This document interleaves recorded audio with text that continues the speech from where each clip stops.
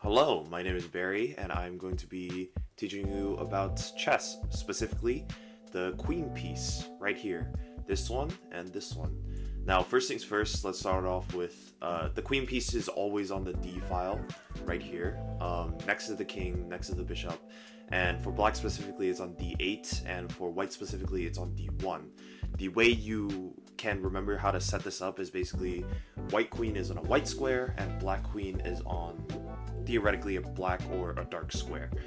And the queen is by far the most powerful piece in the entire game, and it's worth 8 points more than anything else. It's worth about 2 rooks, even though 2 rooks are worth 10 points, but that's about the equal trade-off. It's about worth 3 of these smaller pieces, so 2 bishops, a knight, or something of the sort.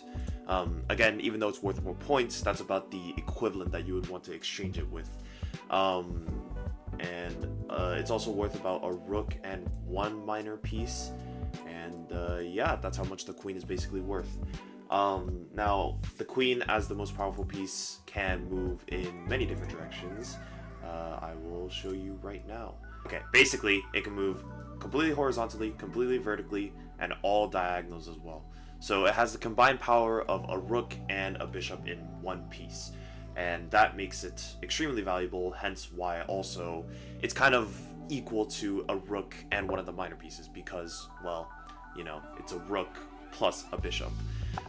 Now, let's get on to a couple of puzzles. I think you kind of can understand the basics, the very basics of what the queen can do. And yeah. So, first things first, let's put this puzzle here. This is actually a recent game that happened between 2 grandmasters. One named Vincent Kaimar, the other named Absoturov, I think his name was. And there is, with the white queen, it's white to move. With the white queen, you can find a move that completely just instantly wins for white. Literal checkmate. That actually one of the grandmasters was unable to find. Let's see if you can find it. I'll give you about 5 seconds. Okay, did you find it? So the move here is just to go here because it's just checkmate, right? I'm not sure exactly what Vincent Kaimar, who missed this move, looked at, but I mean, this is just mate, straight up mate, and you just win the game as white here if you do that. And yeah, that's one of the basic puzzles. The next one is going to be a bit harder. There's no like one move checkmate here, but there is a move here with the queen, with the white queen, that specifically is much better for white, or well, it puts you in a winning position. And I'll give you about 10 seconds for this one, because it is a bit harder.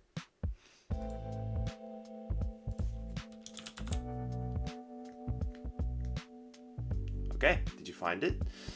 So, the move here is to actually put your queen right here. So, let's see here. Let's go back and move. Basically, why you would want to do this is because when you put yourself in a position like this, you beam straight onto the king right here, right? Let's just say we'll just play some random move like, I don't know, this, because why not, right? As you can see, the rook being here is a blunder. Pretty much any other move other than this is a blunder because you just straight up do this, and then now the game is over. As you can see, when the bot played, it played this, and that does prevent the idea of just being a checkmate onto this square. The other thing you could probably play is, I don't know, something... There's probably some defensive queen moves you can do, but ultimately this is just the best option. And then the next move after this is just to take the knight, right? After you take the knight, you are up a minor piece, which is 3 points, which puts you in a great position. And yeah, that's about it. After this, you would kind of just, you know, it becomes much more abstract. You're kind of developing into the end game. And yeah, with that, move on to the last puzzle, which is kind of hard. So there's this thing called in chess called a sacrifice, where you can do try to find the queen's sacrifice here. If you find the queen's sacrifice, the next move is a mate with one of your pieces. I'll give you about 10 seconds as well.